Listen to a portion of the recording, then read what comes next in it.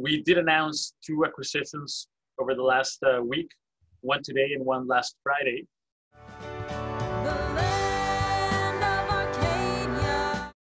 Hello there, my friends. Chris Marcus here with you for Arcadia Economics. And today I have a nice silver mining stock update on Reyna Silver. And fortunately, Jorge Ramiro Monroy, President and CEO of Reyna, is kindly joining me to say hello and also share some news.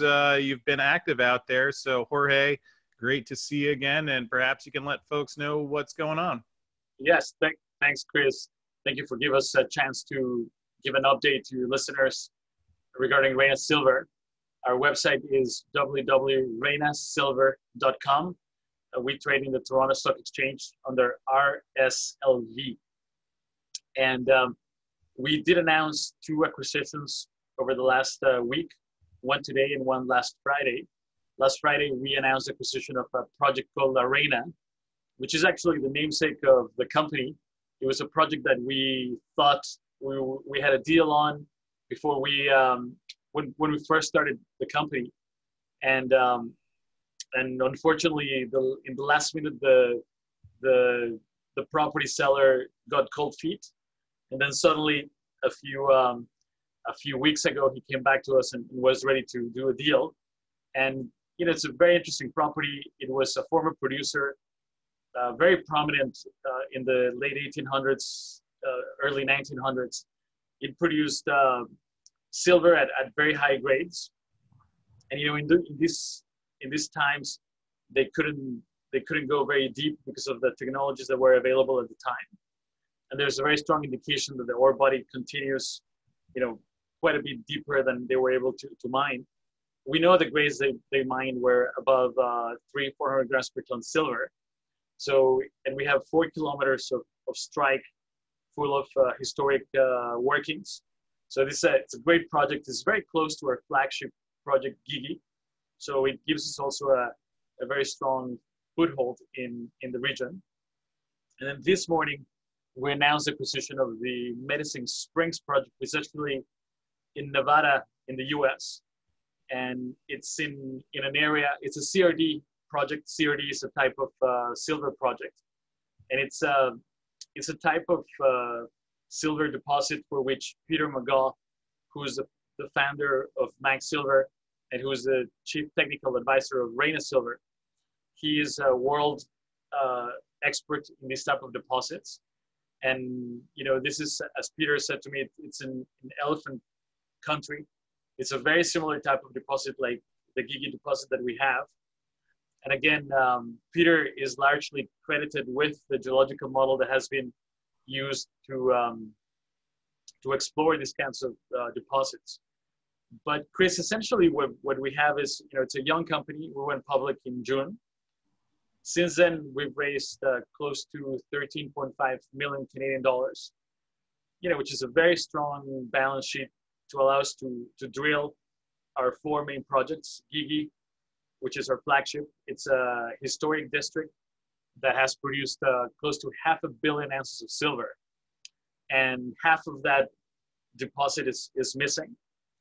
And Peter has a strong belief that it's within our property. So we're looking for a large silver high-grade target. And then we have a second project called Batopilas, which has a fascinating history. It was producing mine until 1910. And then with the Mexican Revolution, it closed down. It was set up by a US politician. We spoke about it last time in your program, and I told people about a book that's written about it called The Silver Magnet, which, as I offered to some of your readers, if anybody is interested in having a copy, please reach out to me, either at info@reynasilver.com or jorge@reynasilver.com. That's JORGE @reynasilver.com. But it's essentially a fascinating story about a US politician who finds this large silver specimen and, asks around, where did this come from? They tell him it comes from this town in Chihuahua, Mexico, just across the border from Texas. So he goes there, sets up what became Mexico's first modern mine producing 1.5 kilos per ton. For those of you who are not familiar with silver grades, out of what the miners are pulling out nowadays on average is about 100 grams per ton of rock. This was 15 times more than that. So incredibly profitable mine. And again, in those times, they didn't have the modern methods that we have now for both exploration and production. But also this mine didn't shut down because it was depleted, but it shut down because of the Mexican Revolution. So that book that I sent you is a fascinating history. I think you're in the process of reading it, Chris, about how the mine came about, what it was like to set it up and investing. Amazingly, it's very similar to what we go nowadays as investors. And again, a fantastic project. We're in the process of doing our drill targets there and planning to do a drill program at the beginning of next year. For our flagship project, Gigi, we are just waiting for the permits. As soon as we get them, we're going to start a 10,000 drill meter campaign. And that's the main focus of the company. And then for the two projects that we acquired, La Reyna, we're going to do a drill target generating campaign for the next 2 to 3 months. Again, hoping to get our permits and then drill early next year. And the Medicine Springs project in Nevada, which we just acquired and was announced today, that one actually has permits for about 5,000 meters of drilling. We're going to be in the process of evaluating those targets and seeing if it's something that we'll do immediately, or we'll do some additional work to strengthen those drill targets. But at the end of the day, Chris, what we have created over the last few months, and with really good timing, is we've created a public company that has a very strong portfolio of exploration assets. All of them have high-grade silver, and all of them have district-scale potential. And we have enough cash to drill all of them. And what drives these stocks is, of course, silver prices. But also, if you're able to drill high-grade silver intersects and show to the market that there's a potential for a new high-grade silver deposit, the market gives you a lot of recognition, because the reality is there's very few new discoveries, as you know. We're just coming out of almost a decade of a bear market in silver, where there's been very little money in exploration. Very few new discoveries, maybe 1 or 2 major discoveries in the last 5 years. So our company has a portfolio of projects that have the potential for being a major economic silver deposit. And, I think we have huge leverage to silver prices. So it's an excellent company to have in your portfolio, along with physical silver and some of the mid-tier silver producers. It's a great thing to have, additional upside to silver prices, and also upside to our exploration success. Yeah, I appreciate you mentioning that. I actually have something pulled up. A few people may have seen this, but it's pretty short. And if not, I think it's worth watching again. At Silverfest, we had one panel where I asked a couple different analysts, in the case that silver goes to $50, which stocks would they want to hold? All three of them talked about you. It's about a minute, and I will play that here. Sure. I really like Reyna Silver. I think this company is one that one has to look at. I have friends, family offices that are in this one. Is it going to be the next Mag Silver? I don't know. Maybe Jerry's going to talk about it. An honorary fourth pick, just to throw that in there, would be Reyna. This is unknown so far. I mean, they're just starting to scratch the surface. This is an RTO we discussed with Rob early in the year. What's really interesting, as you know, with junior mining, it's really people first, and then a kind of project, right? So Reyna seems to have both. You have Peter McGall and the legendary team from Mag Silver, which is a massive company. It's last I checked, $2 billion market cap for a non-producer, but they have a Juanicipio JV with a massive Mexican company. So there's no doubt it's ongoing production, right? So to basically prove his thesis further, Peter seems to have found another similar Mag lookalike, and that's Reyna. I mean, if you want to take a bet, hard to go wrong with someone who's done multiple times before. So that would be my fourth honorary pick, and a bit of an unknown so far, but the team behind it, EMC and Jorge, very solid family office guys in Hong Kong. They're long-term guys, and this is one of their deals they've launched this year. So I have pretty good confidence in that one. I wanted to throw my hat in the ring for Reyna because of Dr. McGaw. He thinks Reyna has the land that has the origin for the Mag Silver deposit, and if so, it could actually be bigger. So if his thesis is correct, Reyna could actually become Mag Part 2, right? And if that's true, the investors that got in on those early capital raises are going to do extraordinarily well. So Jorge, obviously some quite positive comments on what you guys are doing, and perhaps last question I have for you today. Let's say, obviously, there's, we're here and there's things that can happen in between here and there. But if things go right and you find what you're looking for, obviously, a lot of silver investors have heard the stories for years of like, this was a 10 bagger, a 30 bagger, or a 50 bagger. I want to be careful how we phrase things. You're not God, and there are things that can happen. But I get the feeling that at least for people who are looking for that type of stock and think we're going to have $50 or higher silver, would it be safe to say that Reyna fits in the profile of the type of company that would fit that? Absolutely. It's, if we're able to prove, especially our flagship project, if we're able to prove the potential for another, let me phrase it this way. The system where we are has produced 500 million ounces of silver with high-grade silver historically from 2 mines, and then we're surrounding those 2 mines. In this type of deposit, it's called a CRD, and the source of the CRD has never been found for the whole district, and that's what we're looking for. Now, if we find it, there is a number of similar type of systems in North America where that origin of the system is has as much silver as the entire district.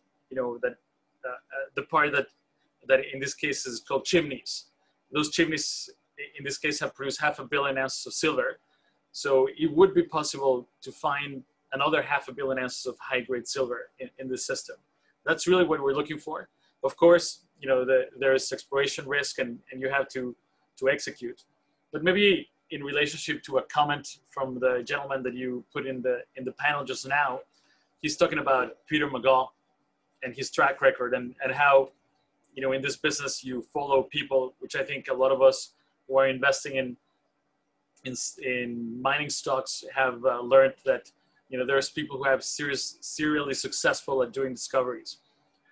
So Peter McGaw has done the highest grade discovery in silver in modern times through Mag Silver and the Juanicipio deposit. The properties that we have are properties that Peter generated and that were part of Mag Silver's original IPO in 2003. Now if I can take some time to tell you about this because it's a very interesting story. The Mag Silver went public in 2003 with 3 projects, the 2 that we have now, and then another one called Juanicipio, which is their main project, which is about to go into production. It's going to be, once it goes into production, by far the highest grade and highest number of ounces silver project in the world. And the way that Peter discovered is very interesting because it was a large Mexican mining company that owned it. They explored it for a period of time. It's the biggest silver producing company in the world called Fresnillo. They explored it. They thought, there's nothing here, dropped the project. And then eventually came back to the lottery. And a friend of Peter's took it over. Peter looked at the project, put together a large land package. And with the proceeds of the original Mag Silver IPO, which I think were something like $5 million, on the very first drill hole, after this project had been explored thoroughly by the biggest silver company in the world, on the very first drill hole, Peter intersected the bonanza zone of the vein, and basically made a discovery that's a world-class discovery and about to go into production. I think close to 2 billion market cap. So now this guy has done it again and again and again for Mag Silver. I think he has like maybe 4 or 5 discoveries for Mag Silver. He has a number of discoveries for other companies. And then the geological model that he came up with to explore CRD silver projects in Mexico is one that's now being used as a footprint by other companies and successfully made a number of discoveries. So I think what I would say is, of course, there's risk in exploration, but we've done everything in our power to put ourselves in the best hands possible. And I think, you know, the projects that we have really deserve to have a shot. And again, it's not just one project. We have a portfolio of projects. And I think the possibility that we make a major silver discovery is definitely there. Well, I'm a fan, and it's going to be exciting to follow along, see how it goes. Jorge, could you just let folks know how they can find you again, where they can get more information?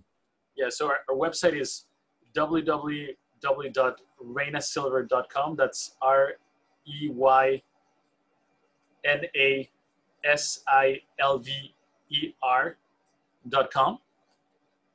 There's an email there, info@reynasilver.com. And then you can also email me directly at jorge@reynasilver.com. Well, if anyone is interested in the silver magnet, which is the history of how one of our projects was established, I'd be happy to send you a copy by mail. I just ordered a few copies that are here in the office. So happy to send one over. Well, I thank you for sending my copy over. I'm excited I have that so I can start finding silver. Although I guess even one step better is that I know you, who can be out there doing it on my behalf, so I can continue the lazy man's approach. I mean, it really couldn't get much better than that, rather than going to geology school for the next couple of lifetimes, hoping I get some fraction of what you and Peter already know. At least that's how I look at it, where my real bet is that I think silver is going up. So if I can buy shares of companies that, you know, 5-10 years for my kids, grandkids one day, that get to be an owner in a business. Obviously, as you pointed out, there is risk to any mining company, but I appreciate you've given people a way to find out more about what you guys are doing, ask questions. And if anyone would like to find out more about Reyna, we actually recorded a profile interview about the company about a month or two ago. And folks, it is coming your way now.